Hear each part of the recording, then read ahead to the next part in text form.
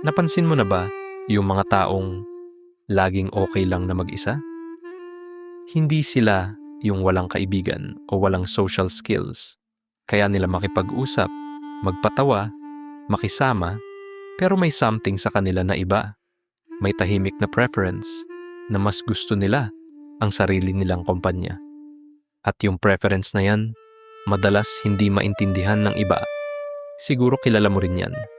Yung office mate na friendly pero never sumasama sa gimmick.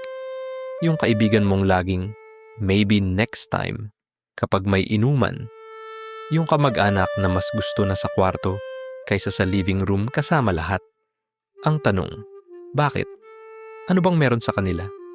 At mas importante, may mali ba sa kanila?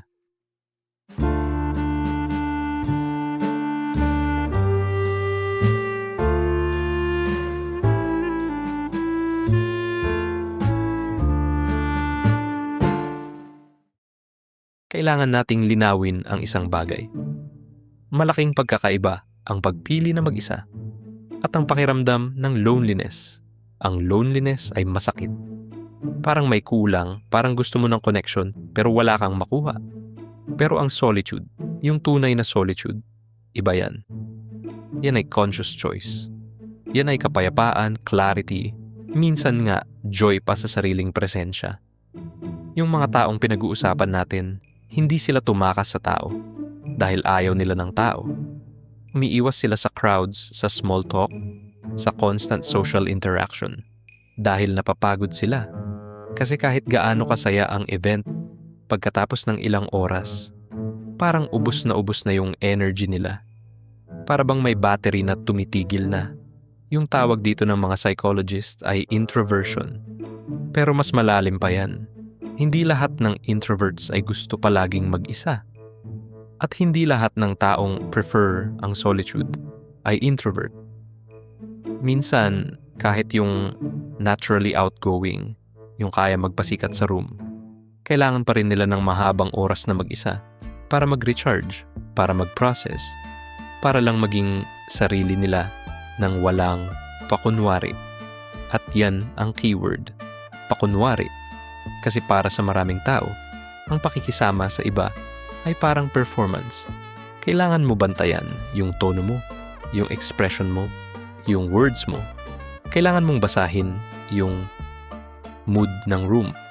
Kailangan mong mag-adjust. Kailangan mo siguraduhin hindi ka masyadong tahimik o masyadong maingay. At sa loob ng oras, yung performance na yan, nakakaubos. Kaya umatras sila. Hindi dahil ayaw nila ng tao, kundi dahil kailangan nila ng space para tanggalin yung mask space para huminga ng hindi pinagmamasdan, hindi hinuhusgahan, hindi ine-expect na maging kung ano. Isipin mo, kailan ka huling naramdaman na tunay na malaya? Walang expectations, walang kailangan i-explain. Walang taong kailangan mong pasayahin o intindihin. Para sa mga taong prefer ang solitude, yung freedom na yan, nangyayari lang kapag mag-isa sila. Pero heto yung problema. Kasi nakatira tayo sa kultura na nag-glorify ng extroversion. Ang daming events, gatherings, celebrations. Sinasabi sa atin na kapag hindi ka sumasama, nawawala ka. Na kapag pipiliin mong manatili sa bahay, boring ka, antisocial ka, o baka may depression ka. Kaya yung mga taong naturally prefer ang solitude, nagsisimula silang magtanong sa sarili nila, bakit ako ganito? Bakit hindi ko enjoy yung mga bagay na enjoy ng iba? May mali ba sa akin? Pero ang totoo, wala silang sira. Iba lang talaga ang wiring nila. Ayon sa research sa psychology, yung need natin for social interaction, iba-iba yan per person. May mga taong mataas ang need for affiliation. Sila yung nabubuhay sa connection, sa pagiging surrounded ng tao. Doon nanggagaling yung energy nila.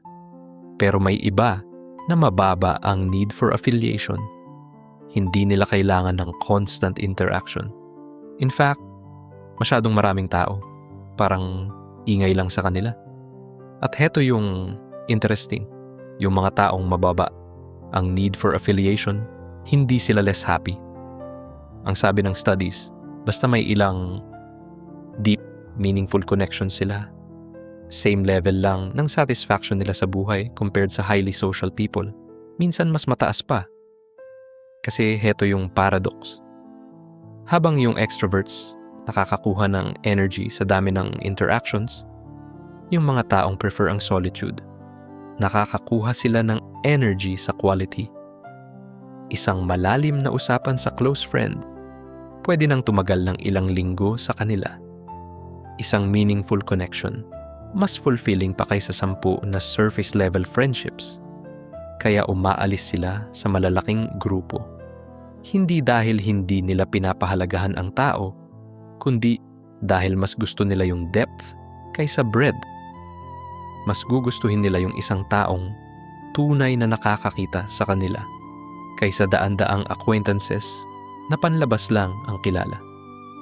Pero tara, mas lalim pa tayo kasi yung pagpili ng solitude hindi lang tungkol sa personality. Madalas, yan ay response sa something mas malalim. Something na nakabase sa kung paano natuto ang isang tao na mag-navigate sa mundo.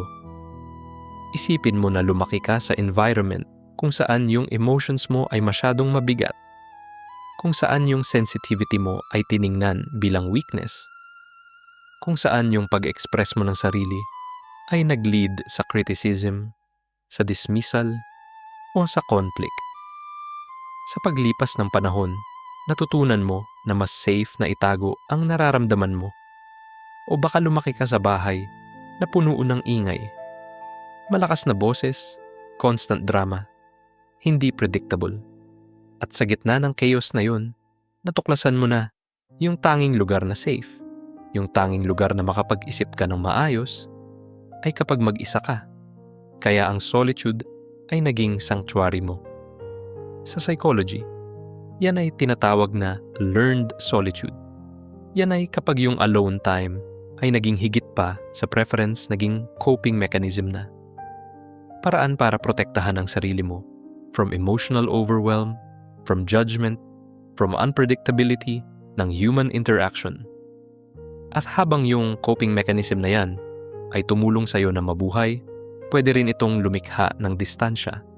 Kasi kapag mas naging komportable ka sa pag-iisa, mas nahihirapan ka ng papasukin ang tao. Nagsisimula mong i-associate ang connection sa effort, sa risk, sa potential pain. At ang solitude, ang solitude ay pakiramdam ng safe. Pero heto yung tahimik na tragedy. Ang safety ay hindi pareho ng fulfillment. Pwede kang safe pero pakiramdam mo ay kulang pa rin. Pwede mong protektahan ang sarili mo ng sobra hanggang sa makalimutan mo na kung ano ang pakiramdam ng tunay na nakikita. Yan ang hidden struggle ng mga taong prefer na mag-isa. Sa labas, mukha silang kontento, independent, self-sufficient. Pero sa loob, madalas may tahimik na pag-asa.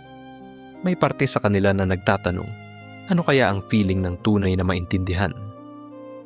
Nang may taong hindi nakakaubos, hindi nangangailangan ng performance, na gets lang, kasi ang totoo, kahit yung mga taong sobrang mahilig sa solitude, nag-crave pa rin sila ng connection. Iba lang yung gusto nilang klaseng connection, hindi nila gusto ng daan-daang friends.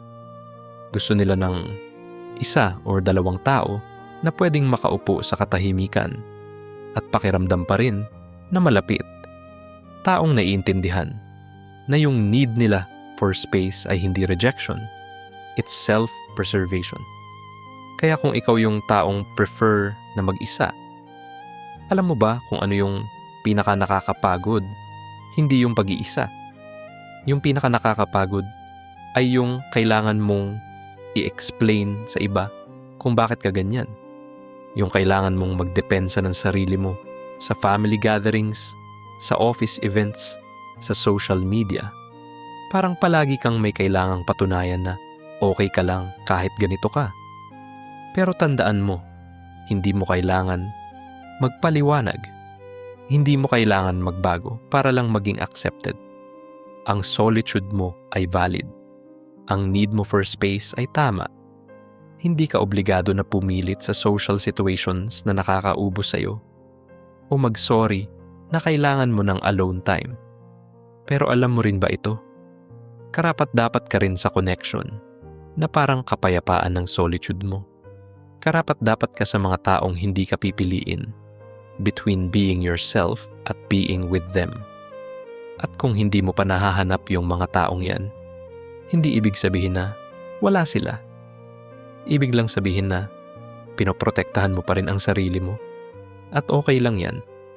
Pero balang araw, kapag handa ka na, madidiscover mo na yung tamang klaseng connection ay hindi kumuha from your peace. Nagdadagdag pa kasi ang solitude ay maganda. Pero maganda rin ang pagiging nakikita. At ikaw, higit sa lahat, karapat-dapat sa both.